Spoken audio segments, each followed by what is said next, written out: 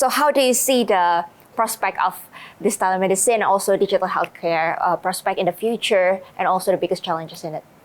I think the competition entering the space, it's create more confidence as well on us, like people believe in this space.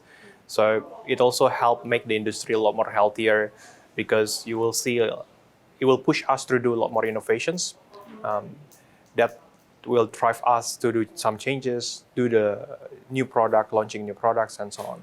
So we see it help us to think a little deeper and then innovate a lot more, trying to find the next set of problems and so on.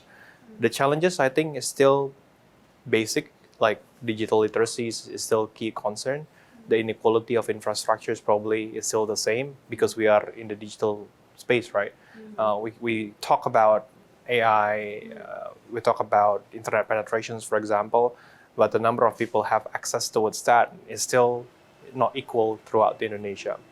So we see it as continue to grow as we have a lot more infrastructures being laid out.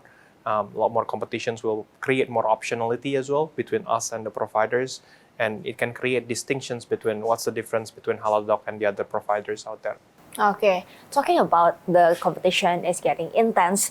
How do you see the Halodoc's position in the middle of this competition? What differentiates Halodoc from the other market players? So when we first started 10 years ago, we started with telemedicine service and pharmacy delivery service. Those two are the core services that we have. As we move forward, we know that healthcare cannot be just solved between patients and providers. We also need to engage with payers, be it with corporates or insurance, for example. So as we know, then we cannot just exist with just two service. We need to go beyond the existing service and try to create what we call a healthcare ecosystem. So what sets us apart from other competitions is typical competitions will come from providers only or comes from payers only. We aspire to become the ecosystems that becoming the bridge between all three of them, for example, and be the platforms that connect patients, payers, and providers. We believe that will provide an edge with our missions as well in simplifying access to healthcare for everyone. How do you see the metrics of success to be in this industry? We don't always look at as the revenues that we generate, for example, but we also look at the outcomes that we see, the impacts that we bring to Indonesians as well. So the metrics, it shows that when we first started, we can see that majority of the specialists usually reside in Jabodetabek, for example, right? The number of specialists is actually concentrated in the big cities, in metro areas in the city. With telemedicine, we see the impacts how people from Sumatra or people from Papua can consult the doctors in Jambi, or people in Kalimantan can consult the doctors in Palembang, for example. These digital infrastructures that we created has enabled equality of access. Nowadays, then people can access specialties everywhere, right? You can see people accessing from Sabang to Merauke, having the same access, provided they have internet access, to the right specialties that they need. Whereas like traditionally, you have to go to puskesmas or the primary care directly near to their place, where they might only have a GP or the basic specialty like obgyn and maybe pediatricians or penyakit dalam, for example, or internist. So the social impact to the community across Indonesia, because they could access the healthcare services right now. Correct. Because the missions that we created is not like we're creating this business not only, at least the founder said it's not just for money. We're creating this for impact as well, right? Yes, we need to make money to create a better impact, but the focus is like how can we impact a lot more people in Indonesia specifically. You see that this industry should meet the need of the people. One of them is to connect all the ecosystem in the healthcare industry.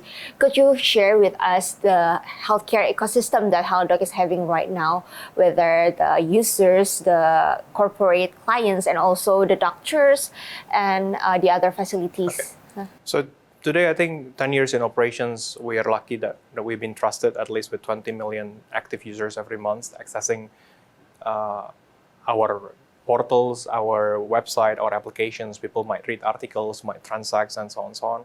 We're connecting ourselves with 20,000 doctors in our database. We have more than 4,900 pharmacies. So when people buy medications, we will distribute the medicines to the right pharmacies. that has the complete products, not necessarily the nearest. We have more than 30 insurance partners that partner with us, so the insurance clients or insurance members can have a benefit that can be consumed via us. We have 3,000 corporate partners. Those are some of the degrees of ecosystems that we created and reach inside Halodoc ecosystem. Talking about the users of Halodoc, how many percent is the retail users and how many percent is the corporate users, and which segment is growing the fastest right now?